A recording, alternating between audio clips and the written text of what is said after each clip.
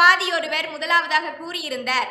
அதாவது ஒருத்தன் பெரிய அளவில் அவன் பெருமை சேர்த்து விட்டான் என்றால் கட்டாயம் அவனுடைய சாதனைக்கு பின்னால் ஒரு நண்பன் இருப்பான் என்று சொல்லி மிகப்பெரிய ஒரு கருத்தாக இருந்தது. அவனுடைய சாதனைக்கு பின்னால் திரும்பி பார்த்தால் அவனுடைய தாயும் தந்தையும் பட்ட வேதனைகள் தான் கட்டாயம் இருக்கும். இது எல்லோரும் அறிந்த உண்மையாகும்.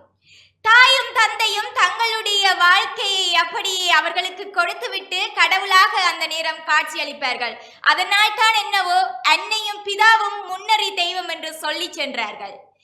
அது மட்டுமல்ல, அப்படியே சொல்லியிருந்தார்கள், தனிமை உணர்வின் போது என்னுடைய நண்பர்கள் தான் எனக்கு தோள் கொடுப்பார்கள் என்று சொல்லி. நண்பன் தோள் மட்டும்தான் கொடுப்பான். உங்களுக்கு ஒரு தனிமை உணர்வு இருக்கின்றது என்று சொன்னால் நீங்கள் உங்களுடைய அம்மாவிற்கு சொல்ல தேவையில்லை. உங்களுடைய முகத்தை பார்த்தவுடனேயே உங்களுடைய அம்மா அதனை புரிந்து கொண்டு தன்னுடைய மடியிலே அரவணைத்து தலை கோதுகின்ற பொழுது அந்த அளவு தனிமையும் உங்களிடமிருந்து அப்படியே பட்டாம்பூச்சி போல் பறந்து சென்றுவிடும்.